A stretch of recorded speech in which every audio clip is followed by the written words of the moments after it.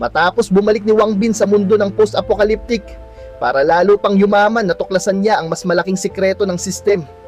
Hindi lang pala siya pwedeng yumaman gamit ang ginto. Pwede rin niyang palakasin ang kanyang katawan, makakuha ng mga espesyal na skills at magamit ang mga ito kahit sa totoong mundo. At habang palakas ng palakas si Wang Bin, unti-unti rin niyang kinokontrol ang buong lungsod na puno ng zombies at mga brutal na grupo. At lumipat ang eksena kinaumagahan, sinabi ni Wang Bin na, "Xiao Yue, tapos ka na bang mag-impake? Aalis na tayo ngayon." Dito makikita na naglalakad si Wang Bin para sa panibagong misyon. Samantala, lumipat ang eksena sa ibang lugar habang may nag-uusap sa loob ng isang building. At sinabi ng isa na, Hindi tayo pwedeng pumayag. Kilalang kilala ko ang mga taong iyon. Kapag binigay natin ang gusto nila, lalo lang silang hihingi ng hihingi." Makikita ang isang magandang babae na nakikipagtalo sa kanyang kasama habang nasa loob ng building. At sinabi ng kanyang kasama na huwag na nilang subukan. Ako ang nanghuli sa wild boar na yun. Kung gusto nila itong agawin, subukan nila. Pagkatapos ay lumipat ang eksena kina Wang Bin. Habang naglalakad sila, biglang sinabi ni Xiao Yue na, "Sandali!" At sinabi ni Wang Bin na, "May nadiskubre ka ba?" At biglang sinabi ni Xiao Yue na, "May kumakain ng karne malapit dito." At napasabi si Wang Bin na, "Oo, tama ka, naamoy ko rin. Mabango ang amoy." At biglang tumakbo si Xiao Yue. At sinabi ni Wang Bin na, "Xiao Yue, kumalma ka. Baka bitag iyan." At sinabi ni Xiao Yue na, "Sawa na ako sa mga packaged foods. Gusto ko ng fresh meat." At bumalik ang eksena dun sa building na tinutuluyan ng isang grupo. At sinabi ng mga tao sa labas na, "Dito galing ang amoy. Kayong dalawa na may baril, magtago kayo at hintayin ang instructions ko." At sinabi ng kanyang mga kasama na, "Okay." At sinabi nga ng leader nila na, "Kapag nagtagumpay tayo ngayon, hindi lang tayo makakakain ng karne. Makakasama ko pa ang isang babae mamaya." Habang nasa tuktok naman ng building sina Wang Bin at Xiao Yue at pinagmamasdan ang nangyayari. At sinabi ni Wang Bin na, "Xiao Yue, bakit parang pamilyar ang lalaking may berdeng buhok na yon? Mga tao ba sila ng White Tiger Group?" At sinabi ni Xiao Yue na, "Oo, Brother Wang, tama ang naaalala mo. Ang lalaking may berdeng buhok na iyon ay si Chen Zichang. Dati siyang maliit na leader sa White Tiger Group, pero ipinagkanulo niya ang grupo at sumali sa Furious Shark Group matapos niyang mapagtanto na paubos na ang food supply ng White Tiger Group." At sinabi ni Wang Bin na, "Oo, ganun pala. Ibig sabihin, ang mga taong nasa ibaba ay miyembro ng Furious Shark Group. Eksakto ang grupong hinahanap ko ngayon. At dito nagsimula ng kumilos ang Furious Shark Group." Habang naglalakad sila para pasukin ang building, sumigaw ang isang tao mula sa loob na, "Huminto kayo riyan kung ayaw ninyong mamatay, o babarilin ko kayo." At nagulat dito si Wang Bin. Boses babae ang nanggaling sa loob ng building. At biglang nagsalita ang leader ng grupo na, "Officer Miao, nandyan ka pala." At sumagot ito na, "Ano ang pakay ninyo rito?" At sinabi ng leader ng grupo na, "Narinig naming nakapatay kayo ng wild boar. Matagal na kaming hindi nakakakain ng fresh meat, kaya isinama ko ang mga kapatid ko rito para makatikim din." At dito sinabi ni Wang Bin na, "Xiao Yue, sino ang nasa loob ng building na yon?" At sumagot si Xiao Yue na, "Siya si Miao Ruyun. Dati siyang policewoman. Ngayon ginawa niya ng base ang building na yon. Sa grupo niya ay may isang matandang pulis na si Li Chengping na mentor niya. May ilan ding mga bata at babae sa grupo nila, pero wala silang kakayahang lumaban." At sinabi ni Wang Bin na, "Kung ganoon, bakit hindi sila umalis sa lugar na ito?" At sumagot si Xiao Yue na, "Mukhang nasugatan ang binti ni Li Chengping, kaya nagdesisyon si Ruyun na manatili rito para alagaan siya." At sinabi ni Wang Bin na, "Mukhang mabait na tao si policewoman Ruyun." At sinabi ni Xiao Yue na, "Brother Wang, balak mo ba silang tulungan?" At sumagot si Wang Bin na, "Oo, pero ang pangunahing pakay ko ay sirain ang basurang grupong iyon at hikayatin si Ruyun na tulungan tayong pabagsakin ang Furious Shark Group." At sinabi nga ni Ruyun na, "Napakarami ninyo. Kung may gusto kayo, mangaso kayo para sa sarili ninyo. At sumagot ang grupo ng mga bandido na, "Policewoman Ruyon, hindi lahat ay kasinwerte ninyo. Marami na kaming beses na nangaso, pero palagi kaming umuuwing walang dala. Kaya napunta kami rito para makahingi ng kaunting fresh meat. Kalahati lang naman ang kukunin namin."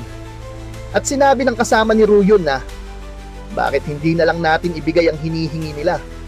Pagkatapos, ay nagsalita muli ang grupo ng mga bandido na, "Alam naming may 2 kayong baril, pero kapag totoong naglaban tayo, sa tingin ko hindi sasapat ang bala ninyo. Tingnan ninyo kung gaano karami ang mga kasama ko rito." At bigla na lamang may nagpaputok mula sa loob habang sinasabing, "Tumahimik ka nga, lumapit kayo rito kung gusto ninyo." At sumigaw ang leader ng mga bandido na, "Kayong lahat sugurin ninyo ang babaeng iyon. Kayong may mga baril, tutukan ninyo ang bintana at suportahan ang iba. Charge!" Sunod-sunod na pagpapaputok ang ginawa ng mga bandido mula sa labas. At dito nga napasabi sa sarili si Ruyon na, "Damit, limitado lang ang bala natin. Hindi natin sila kayang labanan ng harapan." At sinabi ni Cheng Ping na, "Aakyat sila gamit ang hagdan. Ruyon, bantayan mo rito. Ako na ang bahala sa hagdan." At sumagot si Ruyon na, "Okay, mag-ingat kayo, master." At tuluyan ng sumugod ang mga bandido. At biglang sinabi ni Wang Bin habang nagmamasid mula sa taas na, "Xiao Yue, maghanda ka. Barilin mo yung may hawak ng baril." At sinabi ni Xiao Yue na, "Okay." Dito ay isa-isang pinatumba ni Xiao Yue ang mga miyembro ng grupo. At nagulat ang leader ng mga bandido at sinabi na, "Anong nangyayari?" At biglang lumabas si Ruyon. At nagpaputok din tinamaan ng ilan pang miyembro ng grupo ng mga bandido. At biglang nag-utos ang leader na, "Ano bang ginagawa ninyo? Barilin ninyo siya." At dito nga, ang isang miyembro ng bandido na magpapaputok sana kay Ruyon ay bigla na lamang ding tinamaan. At dito, napasabi si Xiao Yue na, "Oops, sumablay ako sa ulo niya." At napasabi ang leader ng bandido na, "Sigurado akong..." At bigla niyang sinabi na, "Magtago kayo, may sniper." At dito napasabi sa isip ni Ruyon na, "May tumutulong ba sa amin?" Pagkatapos ay dali-dali silang nagtago. At sinabi ng leader na, "Damn it! Sino ang naglalakas loob na kalabanin ang Furious Shark Group?" Pagkatapos ay sinabi ni Ruyon na, "Kailangan kong puntahan si Master. Ano ang sitwasyon dito?" At sinabi ni Cheng Ping na, "May 2 tanga na tumakbo papasok at pinatay ko sila." "Ruyon, kumusta naman dyan sa inyo? Bakit bigla kang bumaba para tulungan ako? Dahil ba sobrang lakas ng firepower nila at marami ang sumusugod?" At sinabi ni Ruyon na, "Malakas ang firepower nila, pero mukhang may tumutulong sa atin." Bigla na lamang namatay ang mga miyembro ng Furious Shark Group. Napansin din niyon ni Chen Sichang. At sinabi ng grupo ng mga bandido na, "Ano ang gagawin natin? Hindi ba sinabi mong kakaunti lang ang miyembro ng grupo nila? Marami nang namatay sa mga kasama natin." At sinabi ng leader nila na, "Hindi pwedeng mali ang impormasyon ko. Ano ba ang nangyayari?" At sumigaw siya mula sa labas na, "Policewoman Ruyon, pag-usapan natin ito ng maayos." At sinabi ni Ruyon na, "Oo, gusto na ninyong makipag-usap ngayon? Ano ang gusto ninyong pag-usapan?" At sinabi ng leader na, "Pwede mo bang pakiusapan ang kaibigan mo na pakawalan kami? Nangangako akong hindi na kami manggugulo sa inyo. Kalimutan na lang natin ang nangyari kanina." At napasabi si Cheng Ping na, "Ano ang gagawin natin? Hindi nga natin kilala kung sino ang tumutulong sa atin." At sinabi ni Ruyon na, "Hindi natin pwedeng ipahalata kay Chen Sichang na hindi natin kilala ang taong tumutulong sa atin sa labas." At sumagot si Ruyon sa labas na, "Hey, sumuko na ang mga miyembro ng Furious Shark Group. Pakawalan na natin sila sa pagkakataong ito." At sinabi nga ni Wang Bin na, "Ako na ang sasagot. Hintayin mo ang utos ko." At sinabi ni Ruyon na, "Sige kung ganoon, ito na ang una at huling beses na pakakawalan ko kayo. Mga miyembro ng Furious Shark Group, pwede na kayong umalis." At sinabi ni Cheng Ping na, "Mukhang gusto talaga tayong tulungan ng taong iyon." Dito ay dahan-dahang lumabas ang mga bandido. At sa isip ng leader ng mga bandido, ay napasabi siya na, "Damn it, sa susunod na bumalik ako rito, magsasama ako ng mas marami pang tao at papatayin ko silang lahat." Pagkatapos ay sinabi ni Wang Bin na, Xiao Yue, bumaril ka na ngayon. At muli ngang pinagbabaril ni Xiao Yue ang mga bandido. Isa-isa silang bumagsak. At napasabi ang isang bandido na, hindi ba sinabi ninyong pakakawalan ninyo kami? At sa isip ni Ruyun ay napasabi siya na, bakit sila nagpapaputok ulit? Sinasadya ba nila ito? At nagpatuloy si Xiao Yue sa pagbaril. Isa-isa niyang pinabagsak ang mga bandido at tuluyan ng tumakbo ang ibang miyembro. At napasabi si Xiao Yue na, damit, lampas na siya sa shooting range ko. At sinabi ni Wang Bin na, ayos lang iyan. Mukhang hindi bagay sa'yo ang baril na yan. Hintayin mo ako rito. At sinabi ni Xiao Yue na, Brother Wang, pupuntahan mo sila. Babariling ka ni Policewoman Ruyun. At sinabi ni Wang Bin na, huwag kang mag-alala. Hindi sila mangangahas na barilin ako. Pagkatapos ay naglakad si Wang Bin papunta sa harap ng building. Habang pinagmamasdan siya ni Ruyun at Cheng Ping ay sinabi nila na, siya ba ang taong tumulong sa atin kanina? Ano kaya ang pakay niya? At sinabi ni Wang Bin na, Hay, huwag kayong bumaril. Nakipag-usap lang ako rito.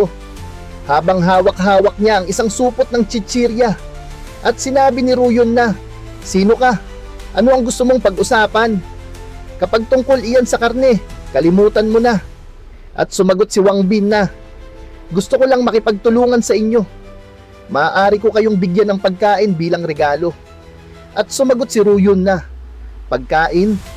Hindi namin kailangan ang pagkain mo. At sumagot si Wang Bin na, paano kung matutulungan ko kayong mapuksa ang mga grupong iyon at mabigyan kayo ng ligtas at tahimik na lugar? Ayoko nang magsayang ng oras.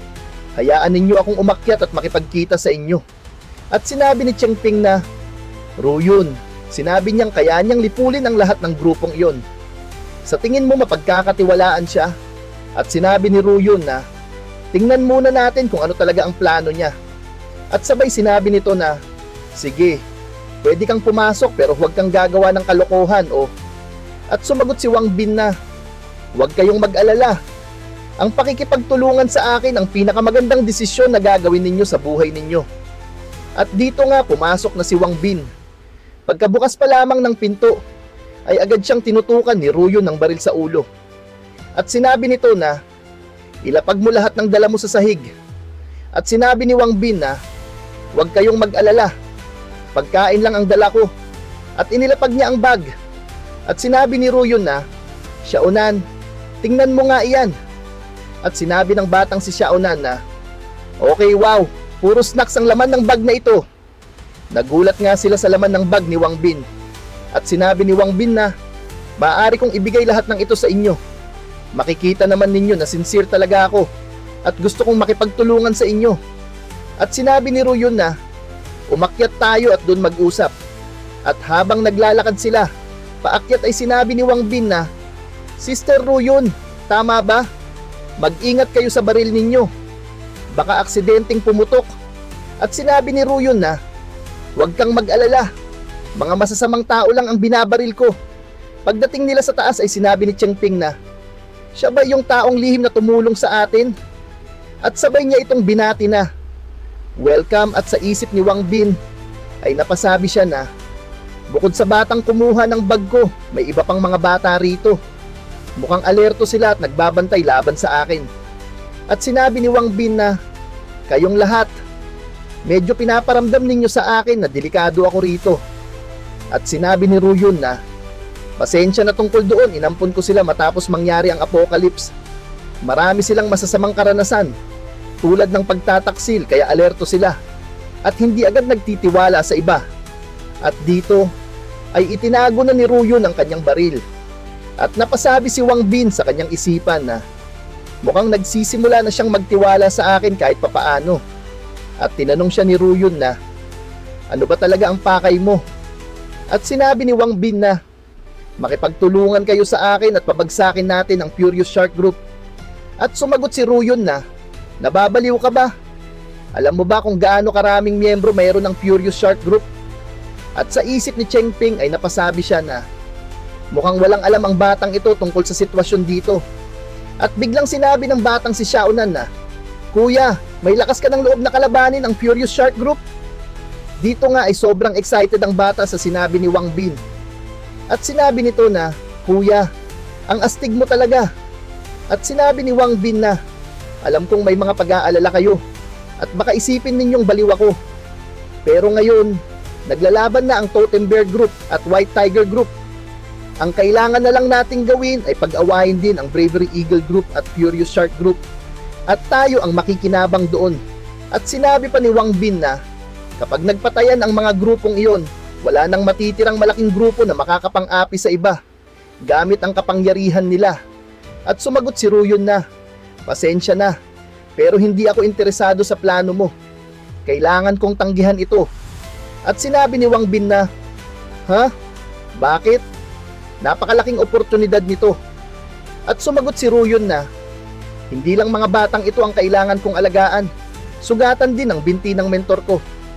Hindi ako pwedeng sumali sa anumang labanan ngayon. Ang gusto lang namin ay makapag-ipon ng sapat na pagkain at makaalis sa lugar na ito." At sinabi ni Wang Bin na, "Pakiusap, pag-isipan ninyo muna. Alam ko kung ano ang kailangan ninyo. Kapag tinulungan ninyo ako, mabibigyan ko kayo ng maraming pagkain." At sinabi nga ni Xiaonan na, "Ate, tingnan mo. Hindi nagsisinungaling si kuya. Hindi pa ako nakakakita ng ganito karaming pagkain mula nang lumitaw ang mga zombies." At sinabi ni Wang Bin na, "Pakiusap, maniwala kayo sa akin. Ang mga pagkain na ito ay itinuturing na luxury sa lugar na ito. At milyon-milyon pang beses na mas marami ang hawak ko." At sa isip ni Ruyon ay napasabi siya na, ano ba talaga ang background ng lalaking ito? Paano siya nagkaroon ng ganito karaming mamahaling pagkain? At sinabi ni Wang Bin na, "Alam kong gusto ninyong malaman kung paano ko nakukuha ang mga ito. Pero masasabi ko lang iyon kapag sinagot ninyo ako. Kung gusto ba ninyong makipagtulungan sa akin o hindi." At sa isip ni Ruyon ay napasabi siya na, kung makikipag-team up kami sa kanya, hindi na namin kailangang mag-alala tungkol sa pagkain. At hindi ko na rin kailangang lumabas para maghahanap ng pagkain. Pero mapagkakatiwalaan ba talaga siya? At sabay niyang tinawag ang kanyang mentor. "Master, ano po ang tingin ninyo?" At sinabi ni Cheng Ping na, "Ano man ang piliin mo, susuportahan kita." At nagsalita ang isa sa kanila na, "Ate, kung magtatago lang din tayo habang nabubuhay sa takot, bakit hindi na lang tayo sumugal kahit minsan?" At sinabi pa ng isang bata na, "Ayaw naming maging pabigat. Kapag tinanggihan mo siya dahil sa amin, malulungkot kami ng sobra. Gagawin namin ang lahat para hindi maging pabigat sa'yo. Ate, makipag-team up na tayo sa kanya at sirain natin ang Furious Shark Group." At sinabi ni Ruyon na, "Ano bang alam ninyo? Kapag nabigo tayo, pwede tayong mamatay. Napakadelikado nito." At sumagot nga si Xiaonan na, "Hindi ako duwag tulad mo. Kung ayaw mong tulungan si Big Brother, ako na lang mismo ang tutulong sa kanya." At sinabi ni Ruyon na, "Kumalma ka, Xiaonan, at makinig ka sa akin." At sinabi ni Xiaonan na, "Paano ako kakalma? Pinatay ng Furious Shark Group ang mga magulang ko. Ngayon lang ako nagkaroon ng pagkakataong makaganti." At bigla nga siyang hinawakan ni Wang Bin sa ulo. At sinabi ni Wang Bin na, "Xiaonan, paano mo nasasabihan si Sister Ruyon ng ganyan?" Dito nga ay biglang nagulat si Xiaonan. At sinabi ni Wang Bin na, "Lahat ng ginagawa ni Ruyon ay para protektahan kayong lahat. Kung duwag talaga siya, matagal na niya kayong iniwan. Hindi ba tama ako?" At sinabi ni Wang Bin kay Xiaonan na, "Isa kang lalaki. Dapat kang humingi ng tawad kay Ruyon." At sinabi ni Xiaonan na, "Ate, pasensya na. Hindi ko dapat sinabi ang mga yun sa'yo." Pagkatapos ay binatukan siya ni Ruyon at sinabi na, "Akala mo ba talaga duwag ako? Gusto ko ring sirain ang Furious Shark Group. Pero wala tayo sa posisyon para gawin yun ngayon. Kulang tayo sa firepower at kulang din tayo sa tao." At sinabi ni Ruyon kay Wang Bin na, "Sinabi mong kaya mong pabagsakin ang Furious Shark Group. May plano ka na ba kung paano mo gagawin iyon?" At sumagot si Wang Bin na, "Napag-away ko na ang Totem Bear Group at White Tiger Group. Ngayon, ang kailangan na lang nating gawin ay pag-awayin naman ang Bravery Eagle Group at Furious Shark Group. Kapag handa ninyo akong tulungan, may sapat akong detonators at pagkain na maibibigay sa inyo." At sinabi ni Ruyon na, "Sugatan ang binti ng mentor ko. kaya hindi siya makakagalaw ng maayos. Ang iba naman ay mga bata lang at wala silang gaanong kakayahang lumaban. Ako lang ang makakatulong sa iyo. At sinabi ni Wang Bin na walang problema yon. Ibig sabihin pumapayag ka ng tulungan ako. At biglang sinabi ni Wang Bin na, Xiaonan, tigilan mo na ang pagtulala. Bilisan mo at mag-impake ka na. At sumagot si Xiaonan ng, Roger! At sinabi ni Ruyon na, kayong lahat mag-impake na rin kayo. Lilipat na tayo ng titirhan. At sa isip ni Wang Bin ay napasabi siya na, yes, nakahanap na naman ako ng isang maaasahang kakampi. Lumipat ang eksena kung saan sa bahay ni Wang Bin ay napulot nila ang nabitawang baril ng miyembro ng Furious Shark Group. At sinabi ni Xiao Yue na, malakas ang firepower ng baril na ito, pero sobrang lakas din ang tunog nito, kaya madali nitong mailalantad ang gumagamit. At sinabi ni Wang Bin na, Xiao Yue, subukan mo nga kung bagay sa iyo ang baril na ito.